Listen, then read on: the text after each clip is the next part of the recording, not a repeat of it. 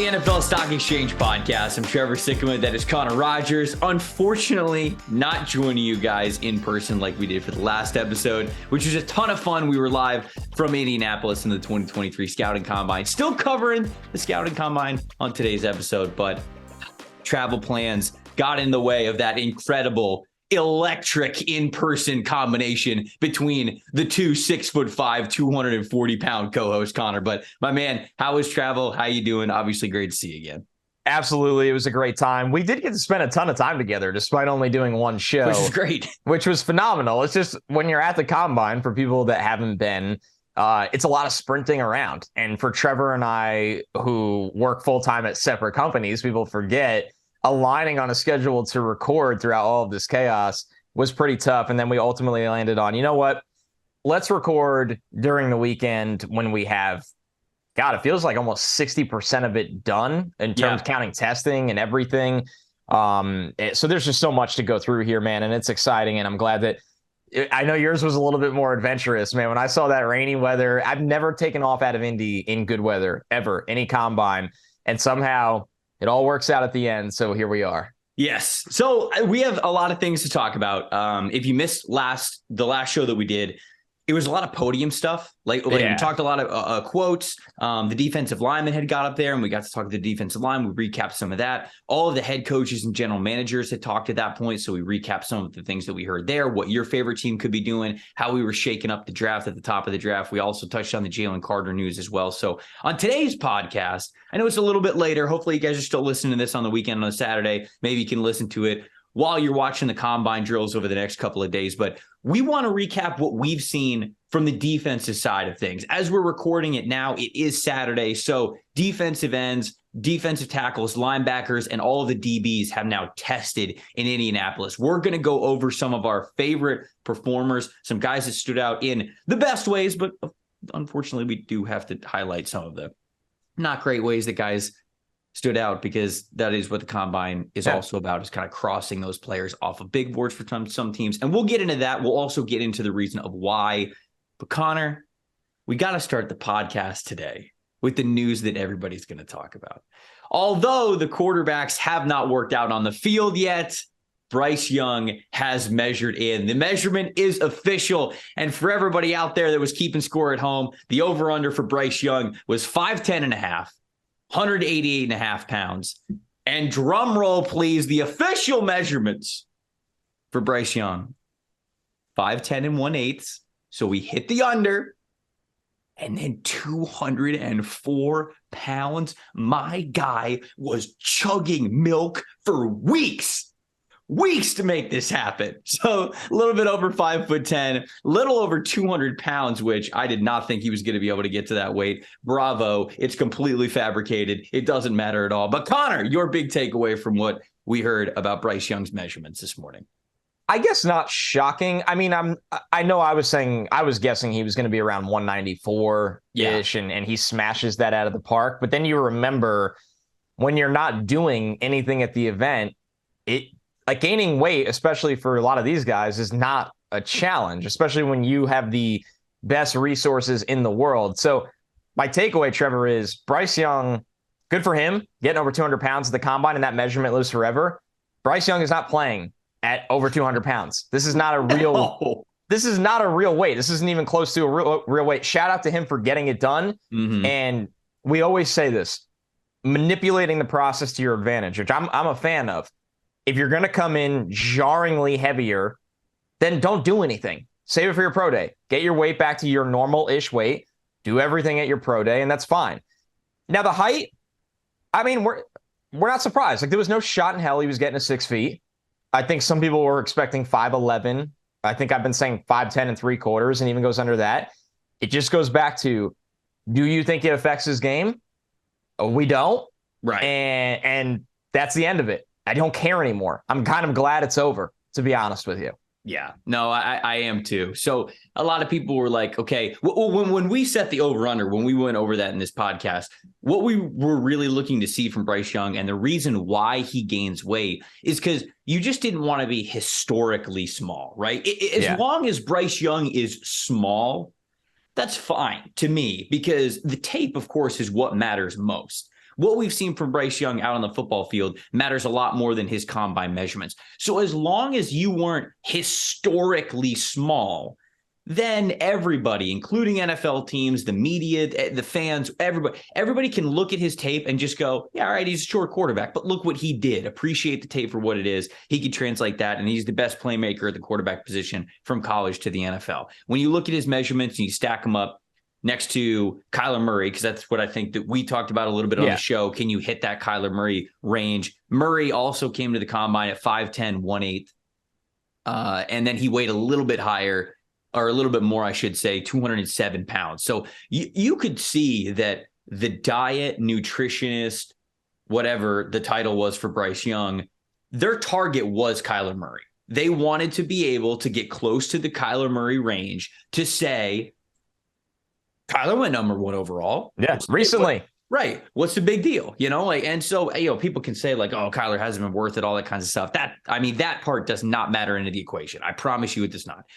Bryce just needed to not be historically small, and he wasn't. And I do really love that for him. Now, an important note, Alabama traditionally does their pro day very close to the combine. I don't know if they do that because they want their guys to have the advantage of, if you were training for the combine, then you can still have that training fresh from the pro day. But I believe Alabama's pro day is next week. If I have this date correct, it says March 8th from me looking it up. So March 8th, 2023. So if that's the case, Bryce isn't going to do anything, right? Even if it's water weight, there's no way you get down to where you want to really be able to perform at the pro day. So we're probably not going to get any numbers from Bryce Young, but I'm with you 100%. Who the hell cares? And Trevor, his market is so defined that just do the private workouts. Like, hey, the Texans, you want to come see me throw? Cool. Colts, you want to come see me throw? Cool. Like, you don't need to do this for everybody in the league and for the entertainment of the NFL. And listen, full transparency, we're sitting here recording this Saturday morning, late morning. So that's why we have the measurements. Should the NFL, we'd love to see him throw today out there. But do you need to? No.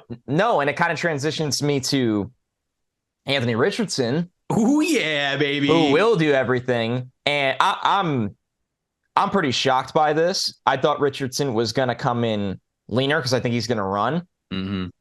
He came in, Trevor, at 6'4", 244. And he came by our desk because Michael Smith did a great interview with him. And I sat there just in awe of, like, this is the closest. Remember, Josh Allen got a lot of Cam Newton body comps when he was coming out. And I looked at Anthony Richardson. I was like, he's built like a more muscular Josh Allen. Like, I cannot fathom trying to tackle this man at the next level. So the Richardson hype train is just a rocket right now. So yeah, you listed it off. Anthony Richardson, 6'4", 244 pounds. Okay, and a wonderful 244. Like, this dude is jacked out of his mind. First and foremost, can host the pod. All right, I get it. He didn't quite hit 6'5", but he hit over 240. So we're gonna say that Anthony Richardson can host the pod. Okay. Second, I'll list you off Josh Allen's combine measurement, 6'4" and 7/8. So Josh was just under 6'5", 237 pounds. That's what Allen was. Cam Newton measured in right at 6'5", 248 pounds. So Josh Allen, a little bit lighter, Cam Newton, a little bit heavier. But, when Richardson was up there at the podium, they were asking him, who do you compare yourself to? Who are the guys that you watch? And he said, growing up, of course, like, Cam Newton was big for him because of the body type. It was a similar playing style. So he himself loves Cam Newton and has watched a ton of Cam Newton. But he also said Lamar Jackson, too. When he was in high school, he would watch a lot of Lamar. And, of course, when you're in high school and you're that good of an athlete at the quarterback position, you're doing a lot of running of the football. He said his nickname in high school was actually Cam Jackson, because he was that combination of Cam Newton and Lamar Jackson. So that's what they would call him in high school. So for him to weigh in at that number, that was huge, quite literally, for Richardson to really be able to stand out in that regard. I have two more notes on quarterbacks before we talk about the defensive guys and their results on the field. One, I didn't ask you, were you at CJ Stroud's presser? Yeah, no, yesterday? I think I was doing an interview at that time, so I got to watch it back. Man, I was really impressed with it. And it's not like I thought that like CJ was going to be fumbling over his words or not be able to answer questions. That's not what I'm saying. But the poise, the honesty, yet confidence, the well thought out answers of CJ Stroud. He was just so aware. He was very detailed in his answers. And I was really impressed by his combine presser. It just felt like he had this, again, honesty and confidence about him, this great combination of both things, saying, oh, CJ, people don't really think you're a runner. You haven't really run over the last couple of years. He smiles and he goes, hey, you know what? You're right. There were a lot of opportunities over the last couple of years where I went back and I watched the tape and I would go, could have really taken off there. But I was so focused on becoming a better pocket passer that he said as this final season went on, he became more comfortable, especially that Georgia game. He said he was fully comfortable making those right decisions and showing off that athleticism and his ability to escape and scramble a little bit. And we did. We saw that on tape. And so he said, hey, the athleticism is not a concern, but there's no doubt I could have taken off with the ball a little bit more. He answered some questions about playing under pressure, the best defenses that he's played. He answered questions about, hey, you've played with some of the best receivers we've seen come through the draft. Are you just a point guard or are you actually a star player? And he kind of, laughed about it and gave praise to his guys, but also had a lot of, again, confidence in his ability. So this has been a process where I think people will have Stroud anywhere from QB1 to QB3 at this point. I don't really see anybody with him any further. I think before that Georgia game, the worries about pressure, you may have seen people having him towards the bottom end of the top 5 in this quarterback class, but you'd be hard pressed to find him anywhere below QB3. But I was just very impressed by him. I got to think that he's going to be a top 5 pick overall, just because of the production, how he was in interviews, that final game against that Georgia defense. Whatever you think of him, I think CJ is a top lock, and I really am targeting those first 3 picks, thinking that he's going to go off the board there. And what gets forgotten so often with CJ is I think he'll be the only one of these guys entering training camp, entering the season as a 21-year-old out of the top 4 quarterbacks. Like Bryce will turn 22 right before training camp starts. Anthony Richardson turns 22 in May. Will Levis is a little bit older than these guys. I think Richardson's 21. Because I think he said... Yeah, he is. I'm saying he'll turn 22 in May. No, I think he's 20 turning 21. Oh, then the internet has his birthday wrong. You might be right, but I think if I remember correctly, at his podium, he said, I'm just 20. Oh, okay. So they're a year off on the internet. So all they right, might... Well, At least for him, they might be. I think. And I don't think Richardson's playing a ton right away this year, but I think Stroud's going to a situation where he is. Sure. And it's one of those things where you need to evaluate everyone differently. Stroud is a really young guy that you're right, Trevor. How he carried himself really does matter a lot, and it's impressive. And it's just something of those Ohio State offensive guys. Like I got to sit down with Jackson Smith and Jigba, and it was the same takeaway where I'm like, the attention to detail with these guys, from their coaching, from feeding off each other, it's in a totally different place right now. And it's wildly impressive. And it kind of adds up when you see last year as rookies, Chris Olave and Garrett Wilson having no transition period to the league. I mean, they were incredible, both of them. And it's just something to think about with these guys in the era they're in. Fantasy football people. Pay attention to the Ohio State guys. They're figuring it out. Yeah, if you need a contributor from day one, there's really just no waiting period, it feels like, with those guys. So last quarterback. I mean, we might as well talk about the big 4, so we can talk about Will Levis a little bit. First and foremost, the Colts mascot was at Will Levis's presser, which he was everywhere. Which we then need to say, Will Levis, you are. I've been trying to warn people. He's a Colt. No, I don't. You are a Colt. You've been a Colt. You've been a Colt you almost had half a rookie season already with the Colts. It was really funny though. The irony of that, of him just following him around everywhere. Yeah.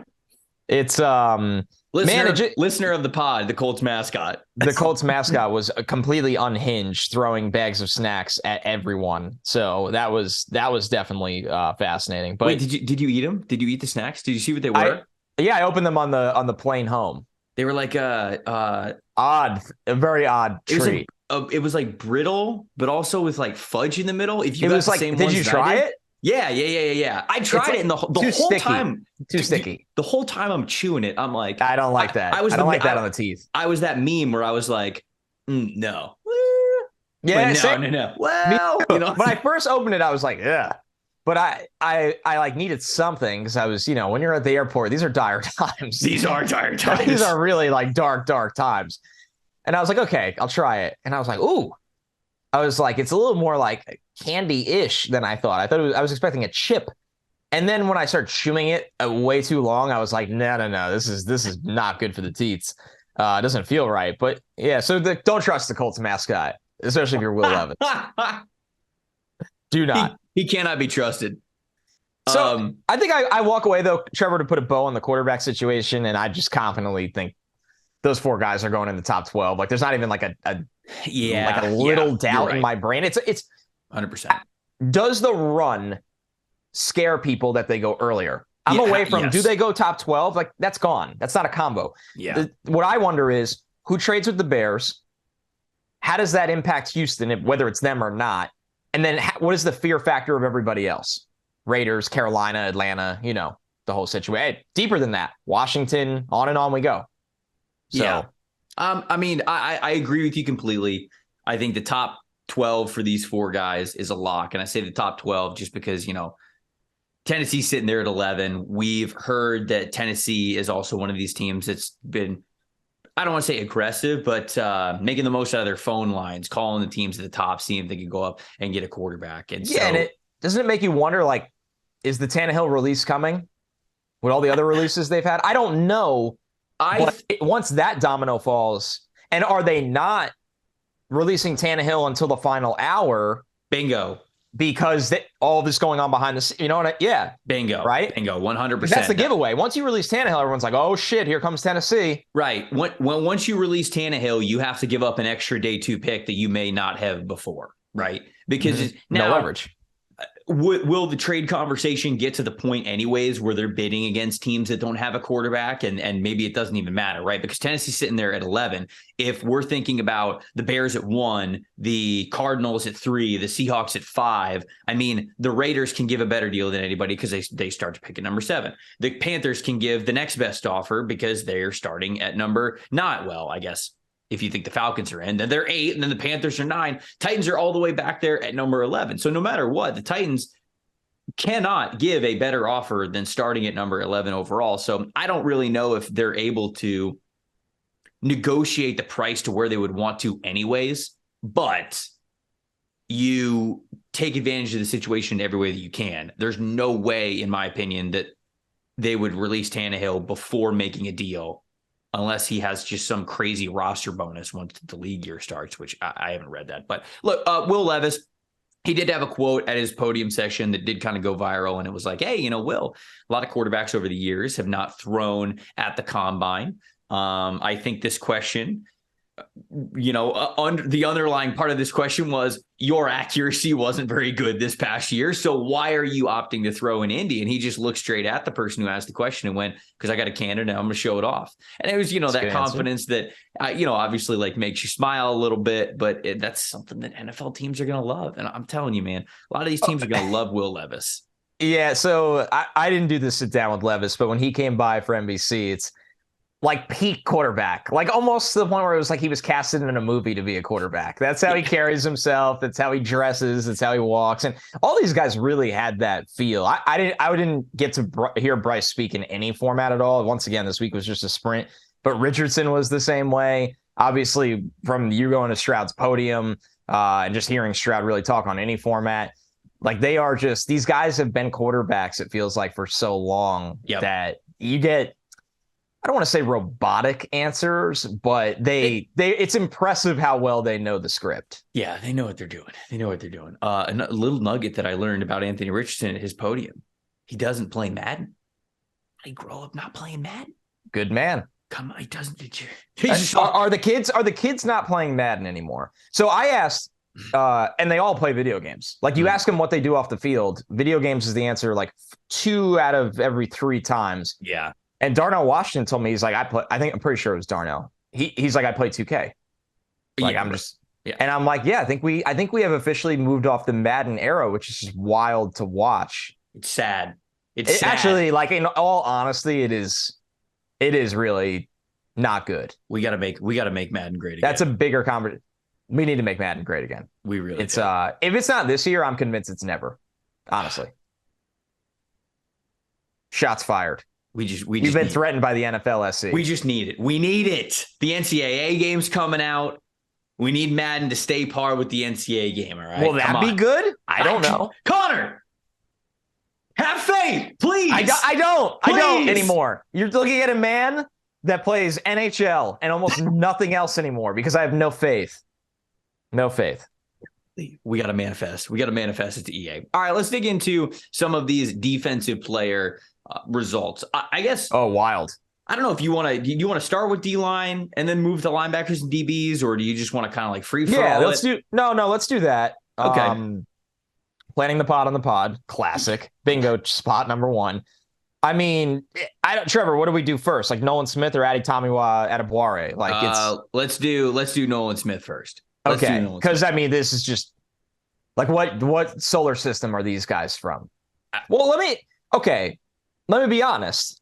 I was more impressed with Adebawore than Nolan Smith because then you know what? But tell me to F off and talk about Adetomiwa Adebawore. No, so with Nolan, I mean, it's because he's been the guy since he was a recruit. He was the top recruit in his class. It's fair.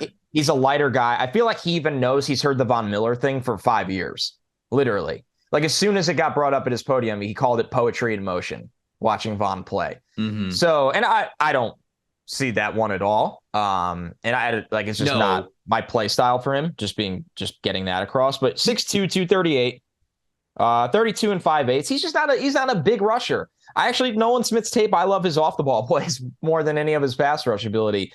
Very captivating personality. Like you get it. You're around Nolan Smith for 3 minutes and we did all that.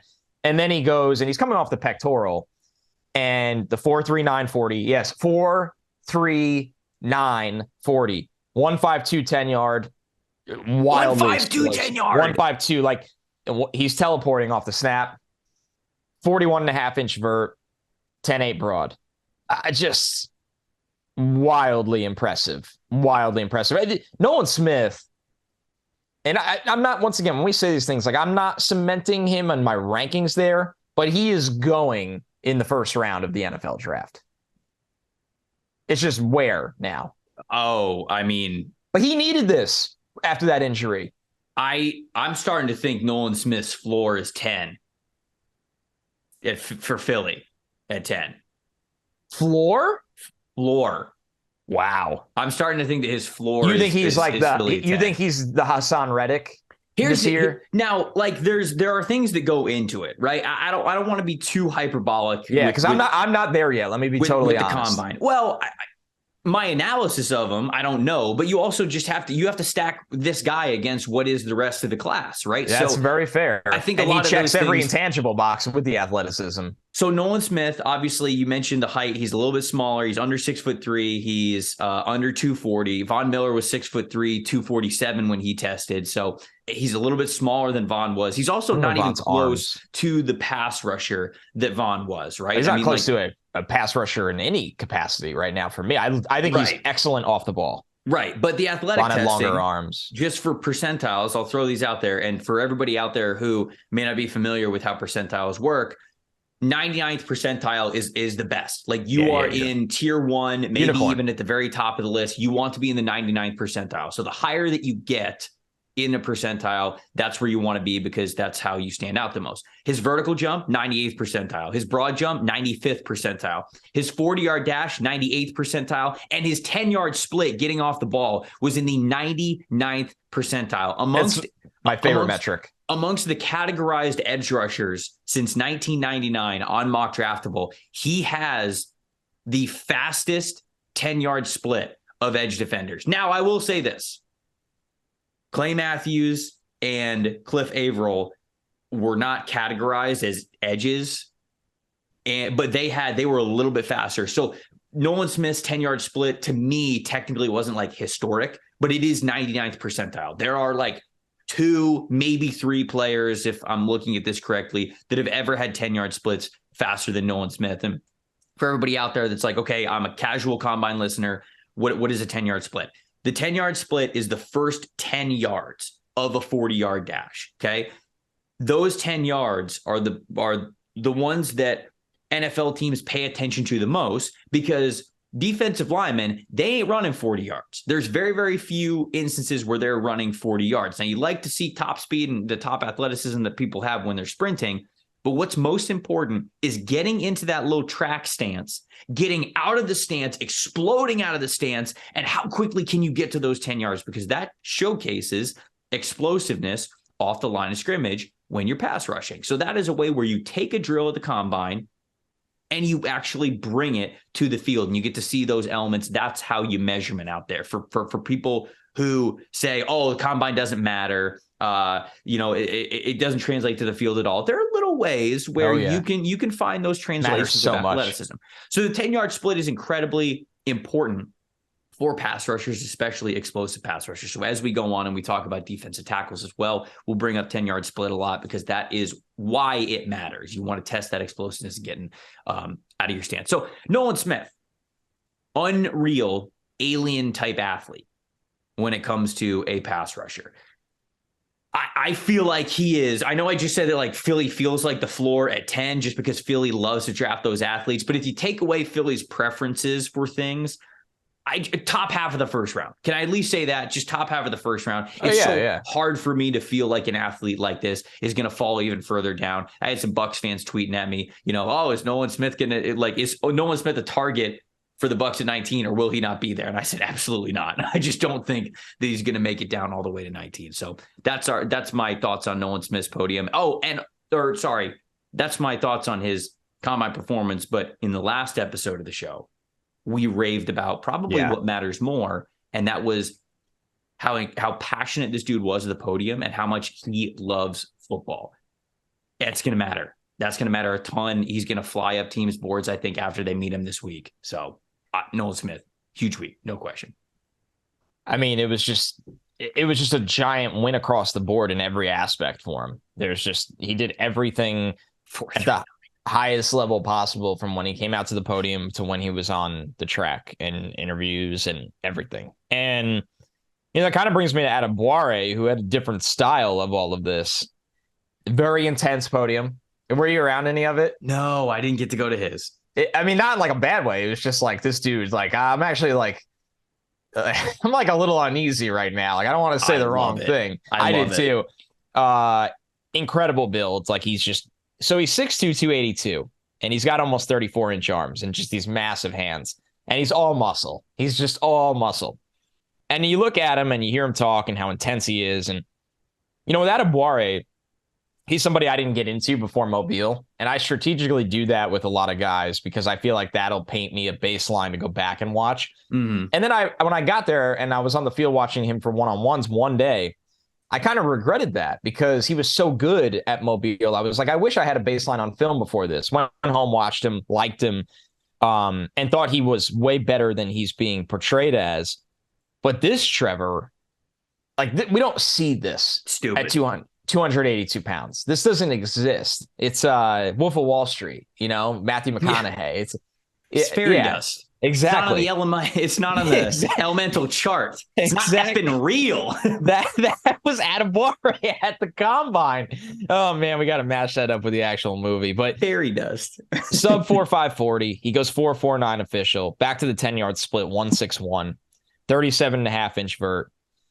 And this is at 282. Did you say the 40 time? Did you say the 40 time? 4.49. Yeah. This is at 282. Like to paint this kind of picture, his relative athletic score because of his weight is just out of this world of the kind of athlete this guy with power. And why it's fascinating to me is, or why I cared more about this than Nolan Smith was. And I'm not saying I've Adam Boire ranked higher than Nolan Smith, but in terms of the testing, Nolan Smith is a smaller guy he's a great athlete. I didn't know he was that good of an athlete, but he's a great athlete. The questions with Nolan Smith is with his intensity and play style, like, how will he hold up playing that intensely? We will find out. With Adam Boire, he's the dude in the trenches that nobody wants to come across in that sense. And he can't do all the things Nolan Smith can do. He's a very different player, but there's clearly still an untapped ceiling with this guy that I honestly thought this testing, and I don't say this a lot, I thought this moved Adebawore a full round, like a full round.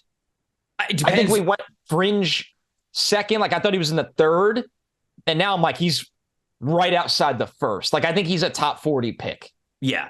Oh, yes. But before the Senior Bowl, he wasn't even in that stratosphere. No. He was probably, just given off of how little I heard about him, I would tell you that he probably would have been a mid-round pick for most people. Intriguing guy, mid-round pick. Now, he absolutely, I think, is, if you don't have him in the back end of the second round of a mock draft, I think you're just, in the front end of the second round in a mock draft, you're just straight up wrong. And if you wanted to get him into the first round because of his athleticism, there might be a team who takes a chance on him. Because Connor, I'm gonna contextualize this a little bit.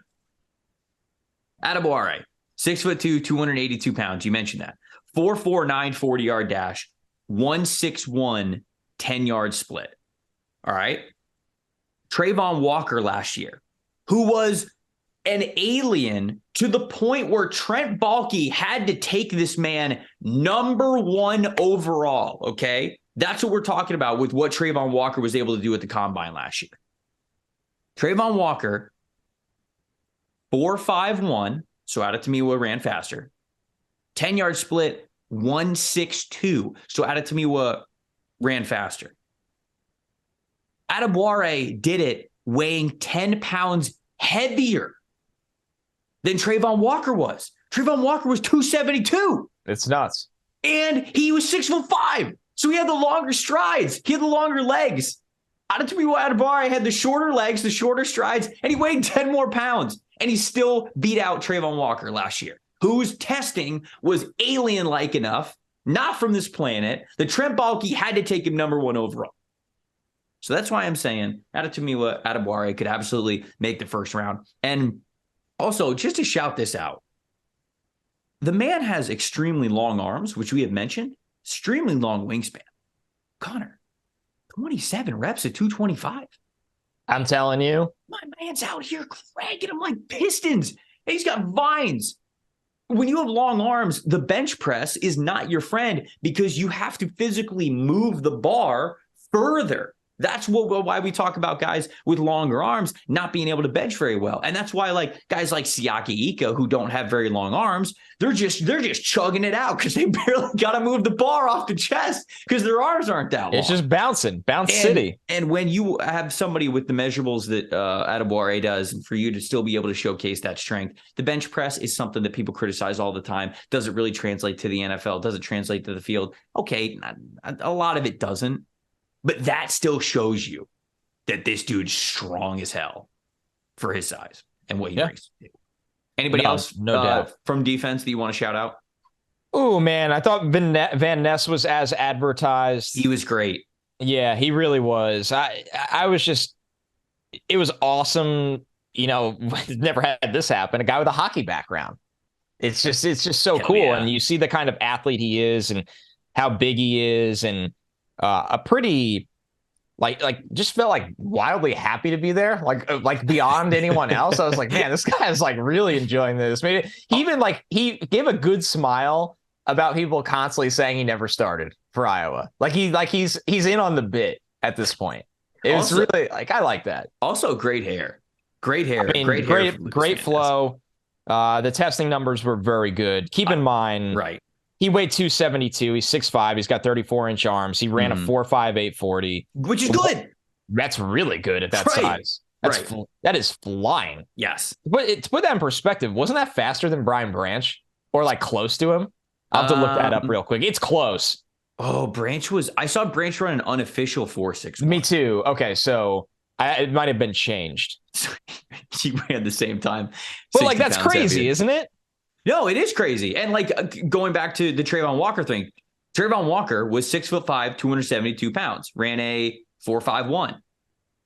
Lucas Van Ness is 6'5", 272 pounds, ran a 4.58. So is he quite as athletic as Trayvon Walker? No, but this just gives you context of how close this guy was.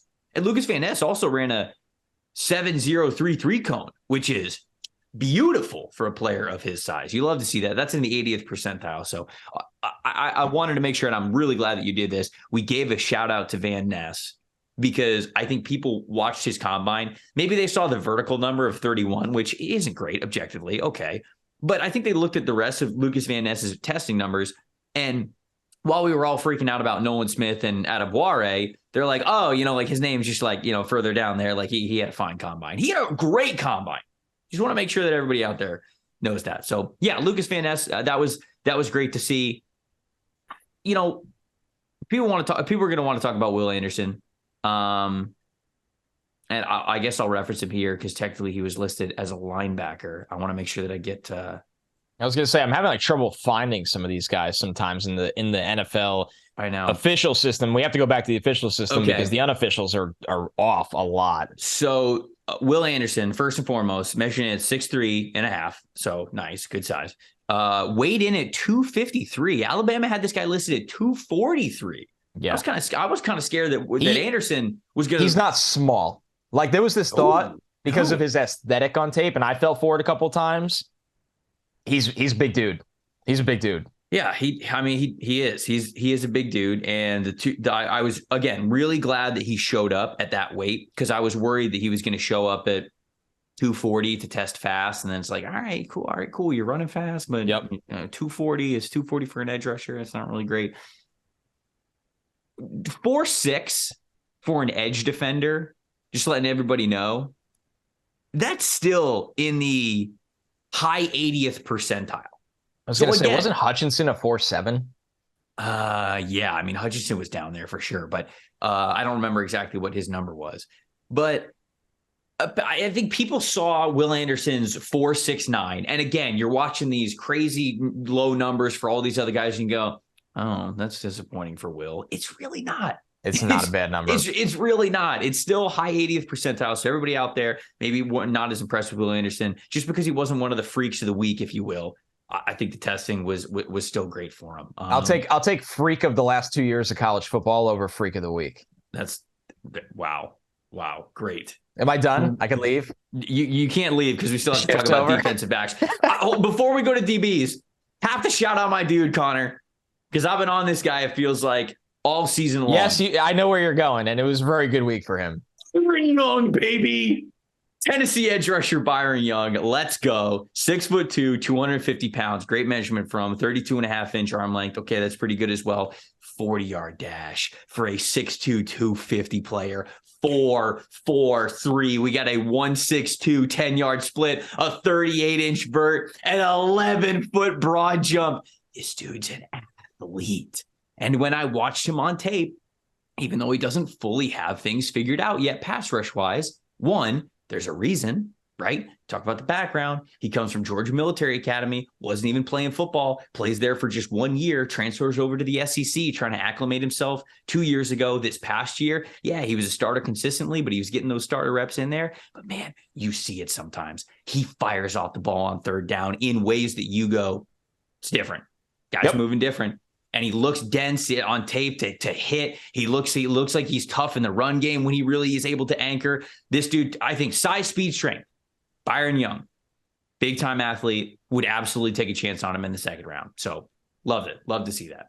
Don't think he'll go as early, but this year's Boye Mafe, I think. Ooh, yeah, because Boye, early 40s? Early 40s? Yeah, to Seattle in the early 40s, but I think just the similar profile from film to testing. He went pick 40. And I think Boye was actually 23 or 20, maybe 23. And I know Byron's going to be a 25-year-old rookie, but still.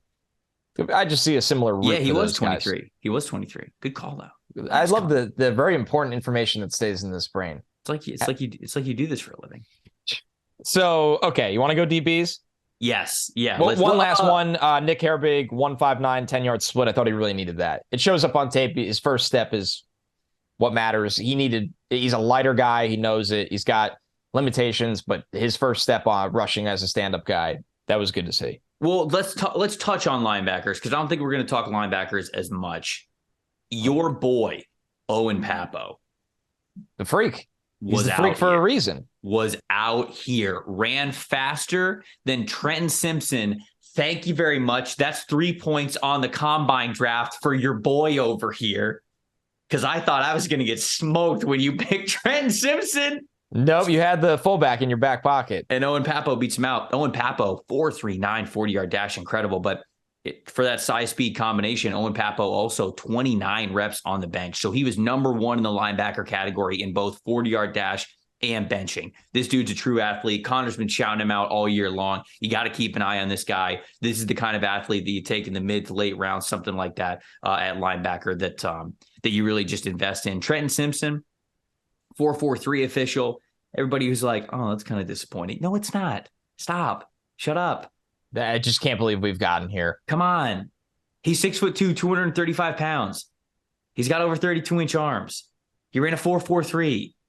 Stop being poisoned. People are like, oh, he had a 1.55 10-yard. He had a 1.55 10-yard. Teams are going to let him rush. A team's going to draft him, and they're going to be like, you're going to do everything for us, and he's going to be really good at it. Liked his combine podium too. I thought he was. I mean, he's just. We've told the story. His dad 17 tours overseas. Yeah, like this dude is different. Dorian Williams shout out. Hell yes. Can I give a Dorian Williams shout out here? From me being the only person at his table, the only one at the time.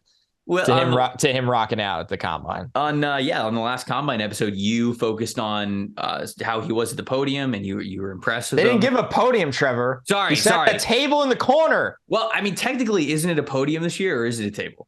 No, it's a table and a chair. Like the podium, you walk up, you stand, and you look over everybody, like the guy in 300.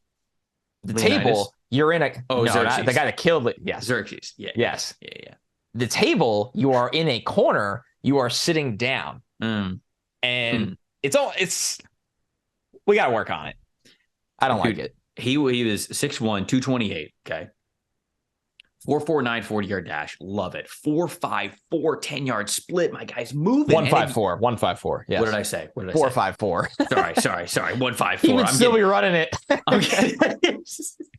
If you guys listen to the linebacker preview episode, you know that as we went over the very few what feels like pure off-ball in between the tackles linebackers in this class, Dorian Williams is somebody who we shouted out because he pops out on tape, and he's a guy who you go, all right, this is somebody to bet on. This is somebody that you want to keep an eye on. 33.5-inch vertical jump, 10-foot broad jump. So really nice day for Dorian Williams as well.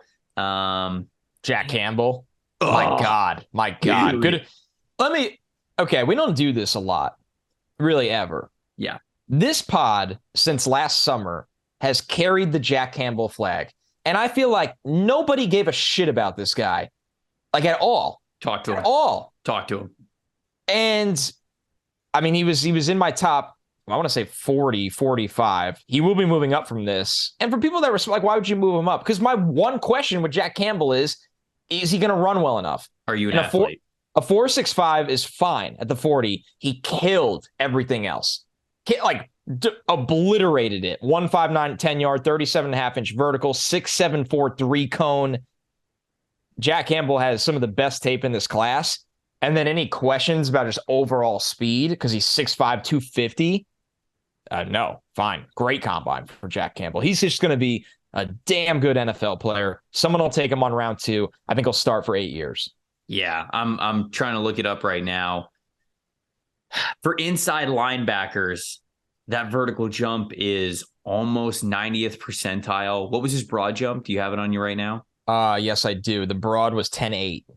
So 10.8, that's 120 inches. Nicely done. That was 98th percentile. Give me the 3-cone. Yeah, the 3-cone was 6.74.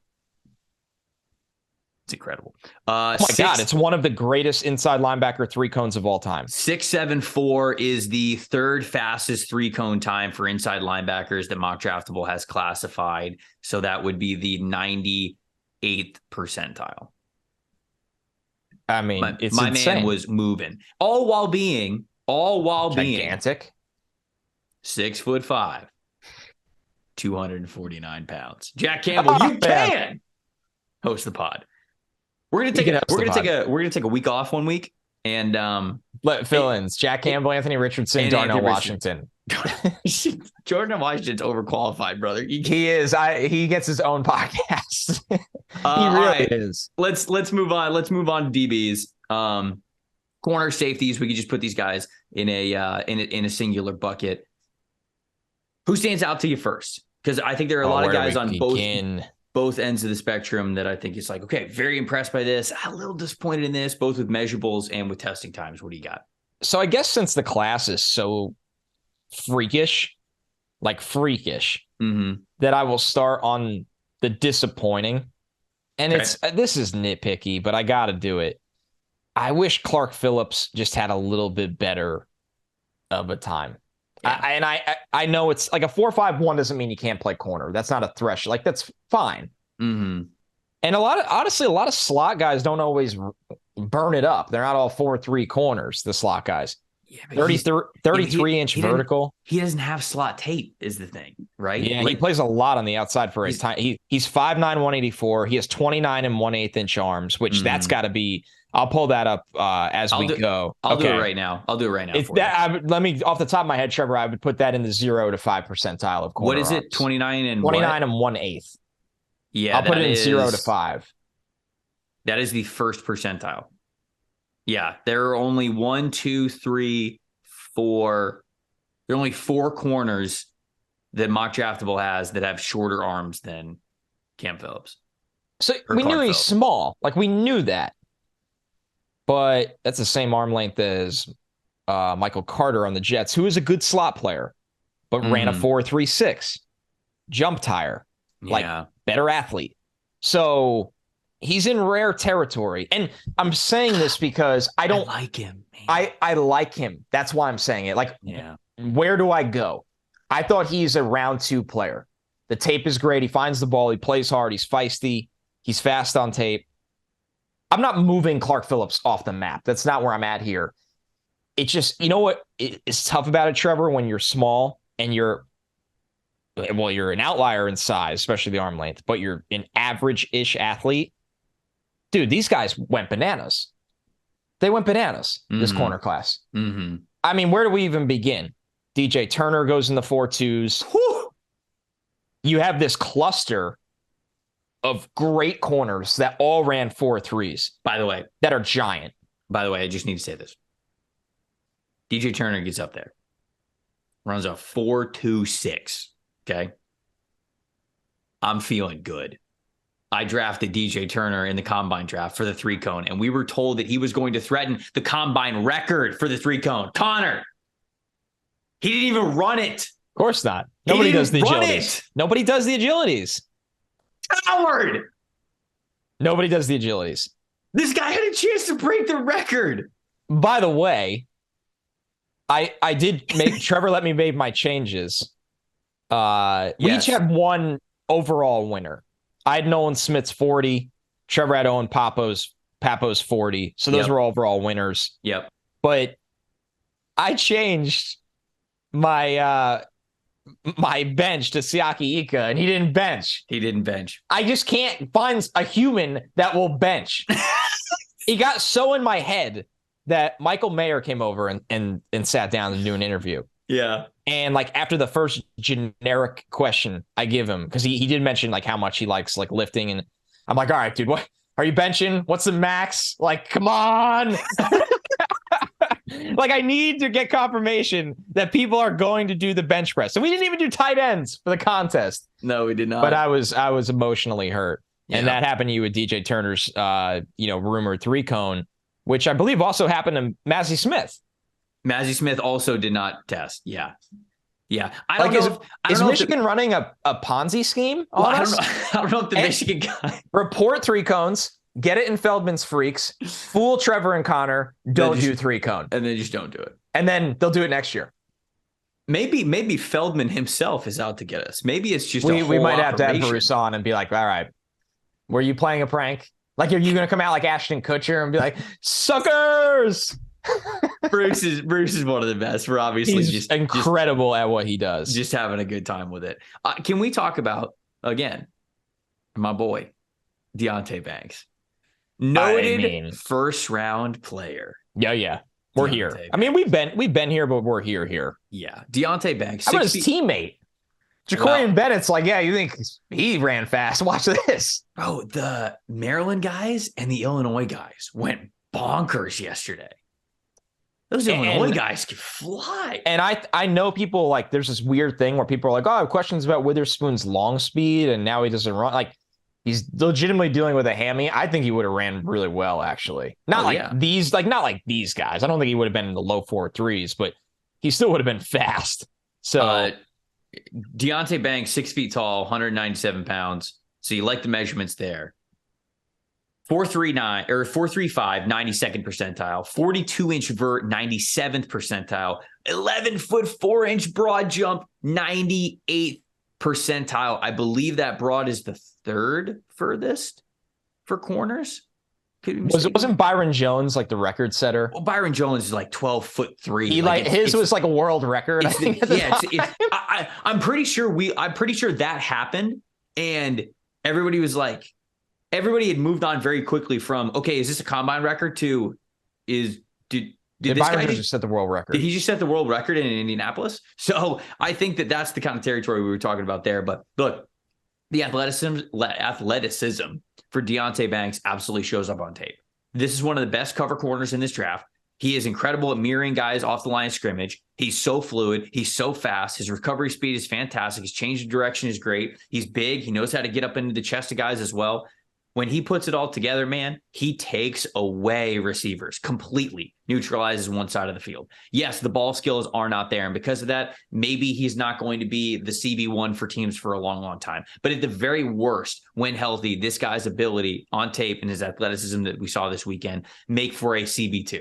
And if you have Deontay Banks as your CB2, guess what? You got one of the best cornerback duos in the NFL. So I am so in on this guy as a first-round pick. I think you can move him up even to the middle of the first round pick. Like, I think Deontay Banks could be in conversation for the Washington Commanders at 16. Like, I think that's what we're talking about here. You can move his projection up to the middle of the first round, end of the first round. A lot of times people are like, oh, let's just give him to the Vikings, the back end of the first round, and be done with it. He's too athletic. He's too good. And if his interview's checked out, this guy's somebody who can go in the middle of the first round as well. No doubt. To avoid me doing the getting excited about guys that I was excited that would test well thing, like, we knew Christian Gonzalez was going to kill it. But great to check the boxes. It is great to check the boxes. He's just freaking awesome. Like, he's just a no-brainer top 10 pick. I look at the Lions. If they want size at corner, it's the easiest pick to me if they want size at corner. He's such a good player. He's a great tester. For those that don't know, his family athleticism is, dad was a 6'9" college basketball player, then played semi-pro in Columbia. Sister was both sisters were All-Americans in track. I believe one sister was on the Colombian team for the Olympics. Like, this is just like athlete with good tape. But how about Cam Smith, Trevor? Yes. Like, honestly, yes. Credit where credit is due. I was a little nervous for Cam Smith.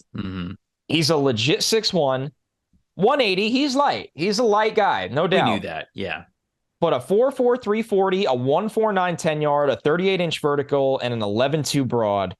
Cam Smith had quietly, it's crazy because all these guys were so good. But, like, real talk, I was surprised it was 4.2s, but I wasn't surprised DJ Turner's athletic. He's a really good player. There's been hype about Bennett's combine. We loved Banks.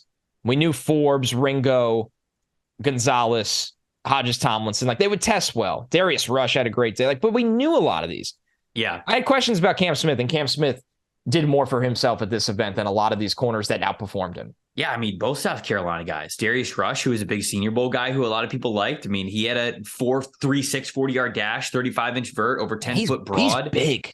He's got these long-ass arms. Like 6'2", almost 200 pounds, 33 and 3/8 inch arms. Both the South Carolina guys, I felt like, really helped themselves out this weekend. Cam Smith would definitely be my guy that I would point to say who moved up the most for you.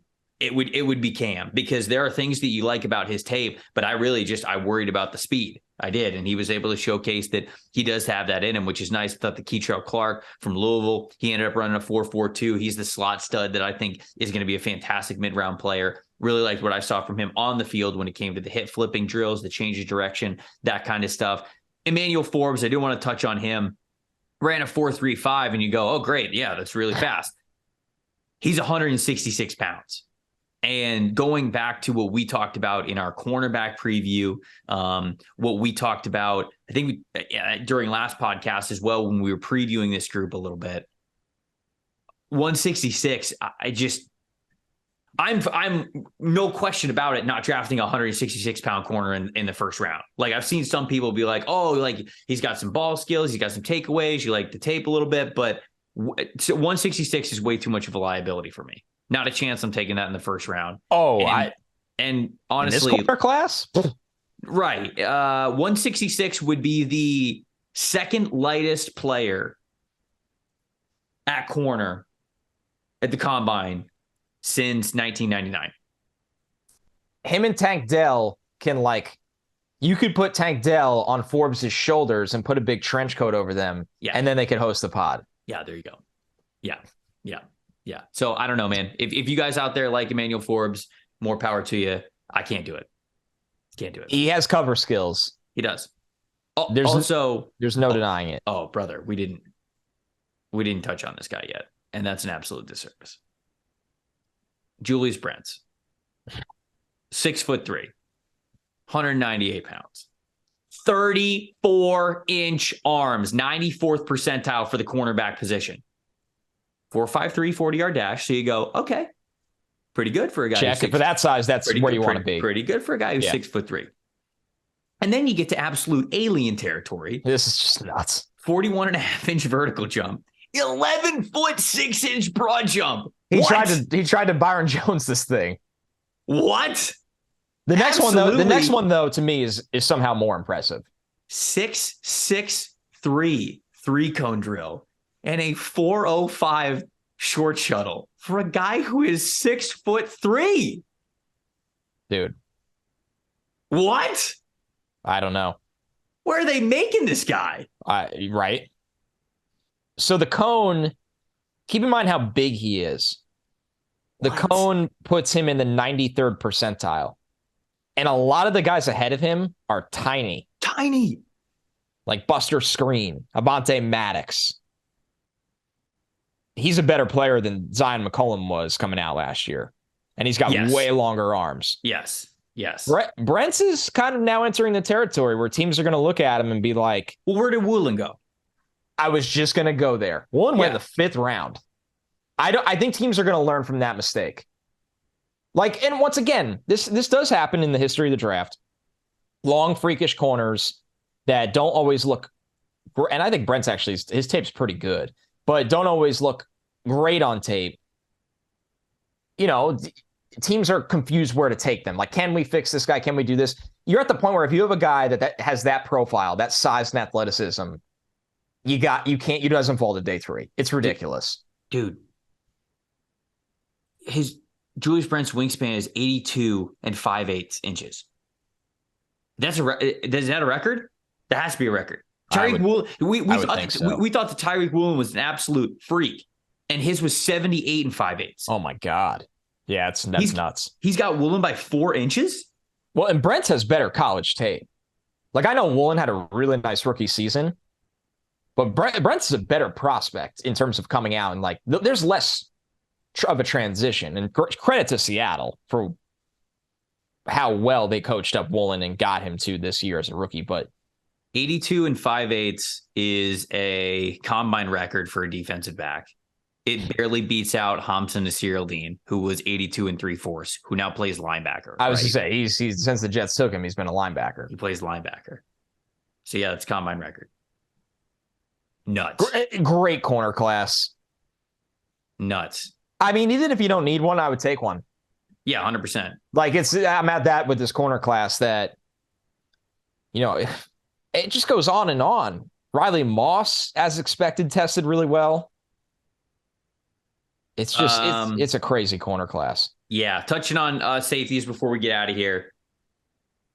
Sidney Brown, phenomenal combine, phenomenal draft season so far. Yeah, he was good. I liked him at the Senior Bowl. I really did. 5'10", 211, 4.47 40-yard dash, 1.5 110-yard split, 40.5-inch vertical, 10-foot 10-inch broad jump, 23 reps on the bench press. Like, this dude consistently was one of the podium winners, one of the 40-yard winners, one of the vertical winners, one of the broad jump winners, one of the bench press winners. Like, there is no part of this process, to me, especially if you rope in his Senior Bowl performance, there is no part over the last 2 months that Sidney Brown hasn't just absolutely killed in a great way.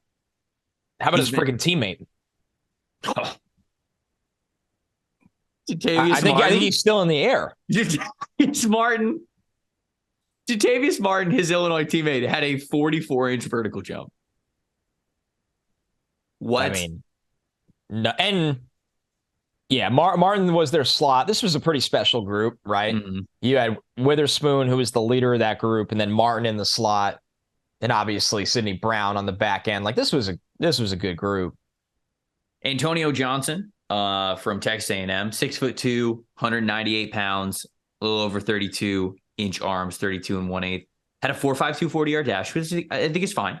He's one of the bigger safeties, so I was okay with that. 31-inch vert. Okay, would have liked to see that a little bit higher. That wasn't good. Sub 10 broad, sub 10-foot broad jump. Again, would have liked to see a little bit further than that. Would have just overall, I think, would have liked to see Antonio Johnson test in more explosively, as I would have Brian Branch. I'm gonna be honest. Yeah, there's no way around it, right? Yeah. I'm trying to look up where's his. So they're not his official numbers are not uploading to the system, which is frustrating. It's everyone an else is job. Up. It isn't. It is an inside job. Oh boy, you're absolutely right. Wait, how about though?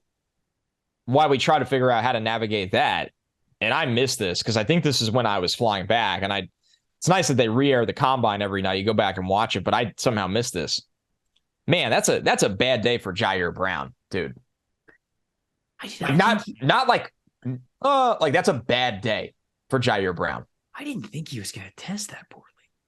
Not this. I thought he'd be like, okay, he's fine, and he's such a good player on film. He's smart. He's tough. Probably still be a good player in the NFL, like a solid player, not a great player, but a solid player. These are numbers where you go, okay, like, can he overcome this? Like 4.65 is slow.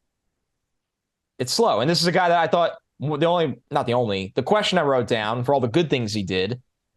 Some of his angles on the back end as the last line of defense were not always great. Well, now you're not really fast. You're not really explosive. It's tough. This safety class, man, I feel like I'm starting to find myself reaching. I really do. I feel like I talk myself into players every day on it, and then I step back and go, God, every other position group is so much better. I still like Brian Branch, which I love Brian Branch. He's like here, and then everyone else is here. I think his official 40, if I saw this correctly, was a 4.61, which you needed him to be faster, man. Like, if he was going to have a chance to be a top 10 pick, I think you needed him to be faster. I still think he's a really good football player, obviously. Yeah, he looked good in the drills. He looked great in the drills. He's great with pads on. We've seen the good tape over the last couple of years, but definitely just did not test as well as you wanted to see from him. Also, I'm just going to say this. Throw out Chris Smith from Georgia's entire combine.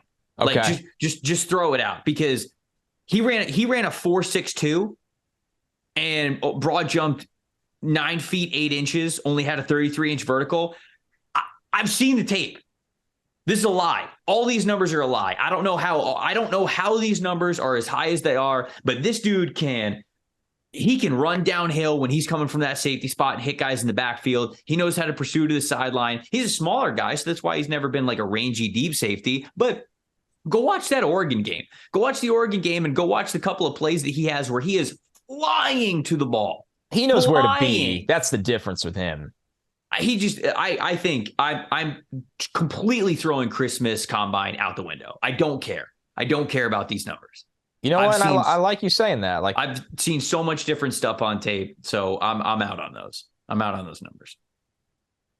Man, you have to do that sometimes. I'll go back and really dive in, and we didn't do our safety preview yet.